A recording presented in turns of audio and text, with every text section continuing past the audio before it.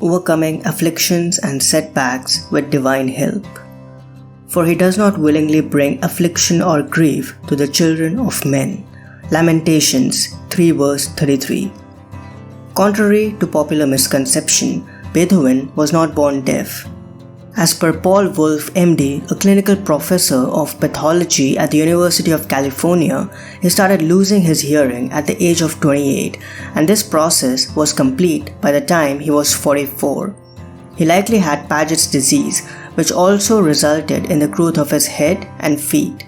As you might imagine, for a man whose life's work was music, this was devastating. At first, Beethoven was driven to despair by his terrible affliction and suffered immensely, but he did not give in.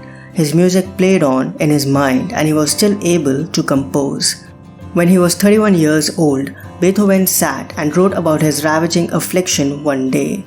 Quote, "I was soon compelled to keep apart, to live a life of loneliness. How could I possibly admit an inferiority in the one sense that should have been more acute in me than in others? I almost reached the point of putting an end to my life."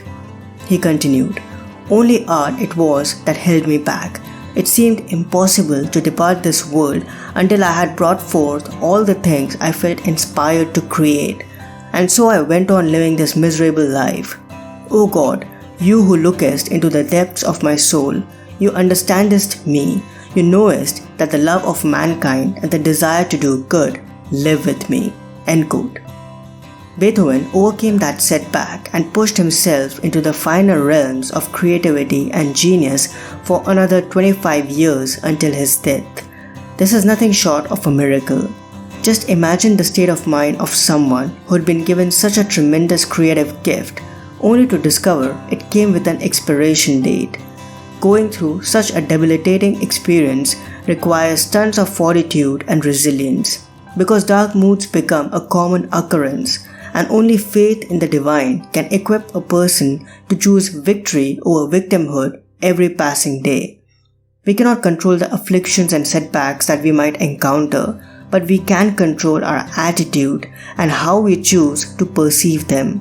With the help of the Almighty, we can keep our heads and work toward transforming our affliction and our struggle into an epic journey where we bless humankind with our greatest gifts and treasures. It's far from easy, but as Beethoven illustrated, it can still be done. With God's assistance, nothing is impossible.